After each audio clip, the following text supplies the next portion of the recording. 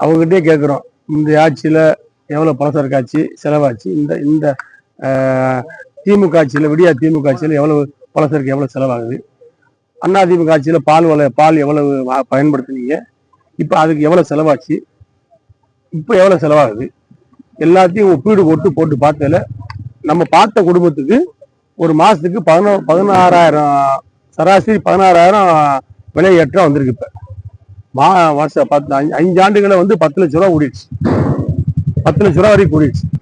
மிகப்பெரிய ஒரு 1000 ரூபா உடுக்குன்னு சொல்லி போட்டு ஒரு 15,000 ஒரு குடும்பத்தை நஷ்டப்படுத்துகிற ஒரு அரசாகத்தான் இந்த விடியா திமுக ஆட்சி இருக்கு.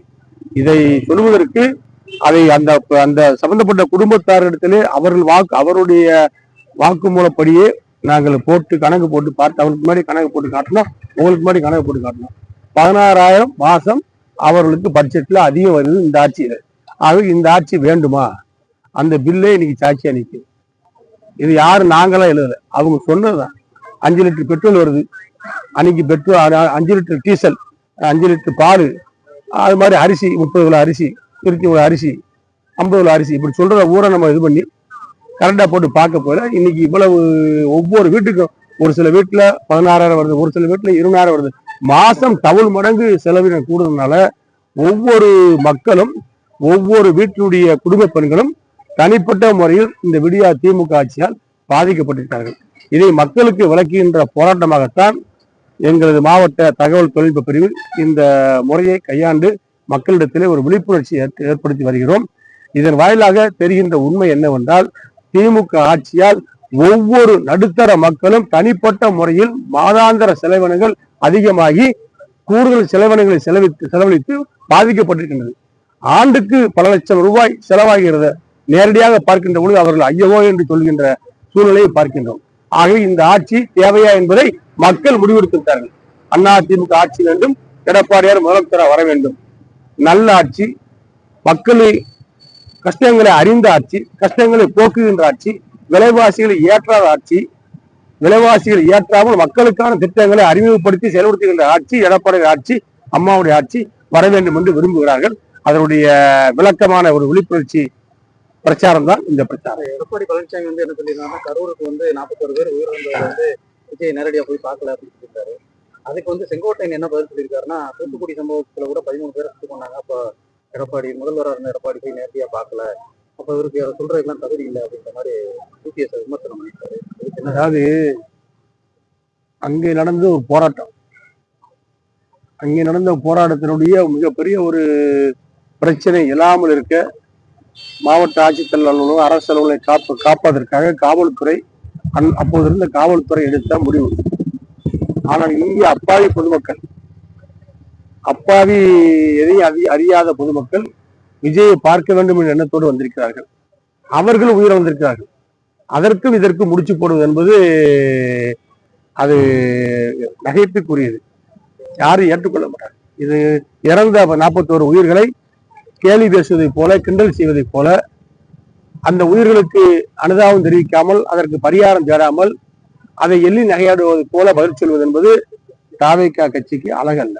அதே செங்கோட்டையன் என்ன சொல்லியிருக்காருன்னா, திமுகவுக்கும் தாவேகாவுக்கும் தான் போட்டி, அதிமுக வந்து களத்துல இல்லை அப்படியே சொல்லிக்கிட்டு பூனை கண்ணை கட்டிக்கிட்டு உலகமே இருந்து சொன்னவங்களுக்கு சொல்ல அது மாதிரிதான். அந்த மாதிரி கதையில தான் இப்ப தாவேகா இருக்கு. கருத்து கணிப்பு மட்டும் கிடையாது, ஊருக்குள்ள போய் விசாரிச்சாலும் தெரியும். நாங்க இப்போ ஒரு சாதாரண தெருமுனை பிரச்சாரம் பண்றோம். எவ்வளவு அதிமுக தொண்டர்கள் நிக்கிறாங்க பாருங்க. இன்னைக்கு கூட்டணி கட்சி யாரும் வரல, அதிமுக தொண்டர் எவ்வளவு பேர் இருக்காங்க. மக்களிடத்துல எவ்வளவு ஒரு எழுச்சி வரவேற்பு இந்த சிவாஜி கோயில் இருக்கு. அதனால வந்து சும்மா இப்படி சொன்னதுனால வந்து அது பயங்கர கெட்டிக்காரஞ்சு ஊருக்குள்ள பேச நினைக்கிறாங்க. உங்களுடைய மண்டவாளம் தண்டவாளம் எல்லாம் தேர்தலுக்கு பின்னாடி தெரிஞ்சு போகும். யாருக்கு போட்டி, யார் ஜெயிக்க போறா, யார் ஆள போறாங்க, யாரு கீழே விழ போறா, குப்புற விழ போறாங்க எல்லாம் தேர்தல் முடிவு காட்டிடும். அதிமுக தான் ஜெயிக்கும். அதிமுக தான் பலம் பொருந்திய கட்சி, எடப்பாடியார் தான் பலம் பொருந்திய தலைவர். இன்றைக்கு இருக்கின்ற அரசியல் தலைவர்களில் மக்கள் ஏற்றுக்கொள்ளக்கூடிய ஒரே தலைவன் எடப்பாடியார் தான். அவர் தான் வெல்லுவார். அவருடைய தலைமையில் உள்ள கூட்டணி தான் வெற்றி வரும். அதிமுக பாரதிய ஜனதா கூட்டணி தான் வெற்றி வரும். எடப்பாடியார் தான் முதலமைச்சராக தனித்த ஆட்சி அமைப்பார். வெற்றி வாய்ப்பு என்பது அண்ணன் டிடிவி போன்றவர்கள் வந்திருப்பது என்பது அதிமுகவுடைய அம்மாவுடைய பெயர் சொல்லக்கூடியவர்கள், அண்ணாவுடைய அம்மாவுடைய புகழை பாடக்கூடியவர்கள், எம்ஜிஆருடைய புகழை பாடக்கூடிய ஓட்டுக்கள் சிந்தாமல் சிதறாமல் அப்படியே எடப்பாடியாருக்கு வந்து வரும். கொஞ்சம் கூட சிந்தாது, கொஞ்சம் கூட சிதறாது. அப்படியே அதிமுக ஓட்டுகள், எடப்பாடியார் ஓட்டுகள், அம்மா இருக்கின்ற பொழுது இருந்த ஓட்டுகள் அத்தனையும் இன்றைக்கு எடப்பாடியார் தலைமையேற்று வருவது என்பது அதிமுகவுக்கு ஒரு மிகப்பெரிய கூட்டணிக்கு மிகப்பெரிய வெற்றி தான், பலம் தான், கூடுதல் பலம் தான். தேமுதிக கூட்டணி பெற வாய்ப்பு இருக்கா? அது அவங்ககிட்ட தான் கேட்கணும்.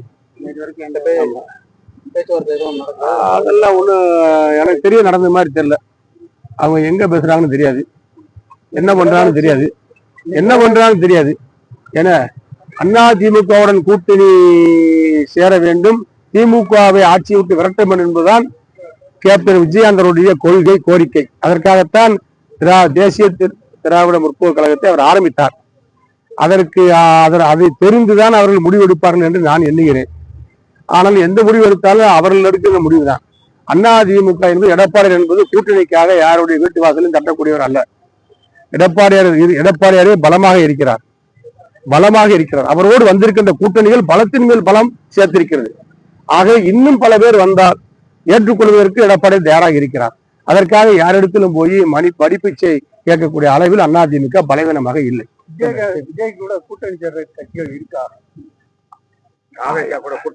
நீங்க அதிமுக தலைமையில், எடப்பாடியார் தலைமையில் ஒரு பலம் பொருந்திய கூட்டணி, எதிர்த்து திமுக தலைமையில் ஒரு கூட்டணி, இதுதான் களத்தில் நின்று களமாடும். மற்றவையெல்லாம் செதறி ஓடும்.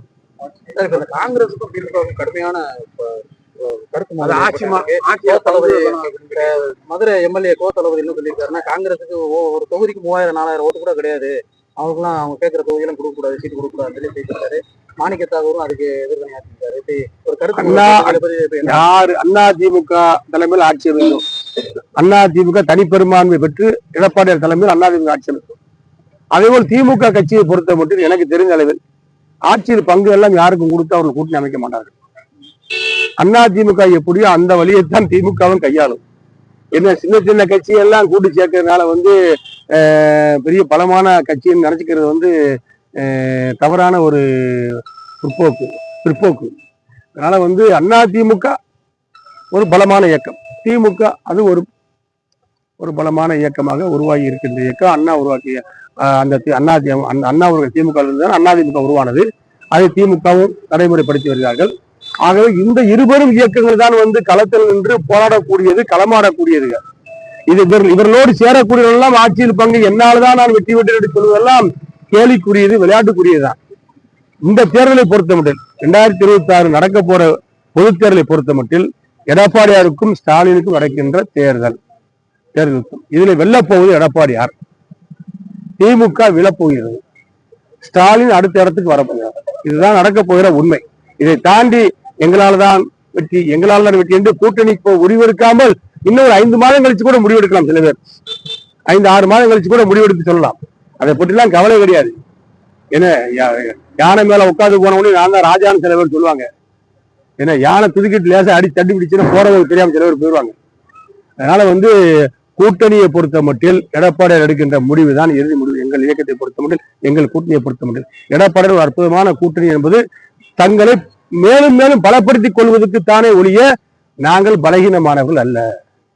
இதை எங்களோடு கூட்டணிக்கு வர விரும்புகிறவர்கள் புரிந்து கொள்ள வேண்டும். எடப்பாடியாரும் பலகீனமானவர் அல்ல, பலம் பொருந்திய தலைவர், பலமான கட்சி அதிமுக. எங்களோடு சேருகின்றவர்கள், எங்களோடு சேருகின்ற நேரத்தில் நாங்கள் இன்னும் பலமாகிறோம். வெற்றி என்பது வெற்றி மேல் வெற்றி சேரும். அதற்குரிய தருணத்தை கைவிடாமல் எடப்பாடியார் சேர்த்துக் கொள்கிறார். இதுதான் இந்த கூட்டணியுடைய தர்மமாக பார்க்கப்படுகிறது. இதைத்தான் திமுக அங்கே செய்து கொண்டிருக்கிறது. என்னதான் செய்தாலும் அதிமுக கூட்டணி தான் பலமான கூட்டணி என்பது நாடறியும், உலகறியும், ஊரறியும். அதிமுக தலைவர் எடப்பாடி தான் பலமானவர் என்பது உலகம் அறியும். ஆகவே வெல்லப்போவது அதிமுக தான், ஆட்சி அமைக்கப்போவது அதிமுக தான், எடப்பாடியார் முதலமைச்சராக வரப்போகிறார். நன்றி, வணக்கம்.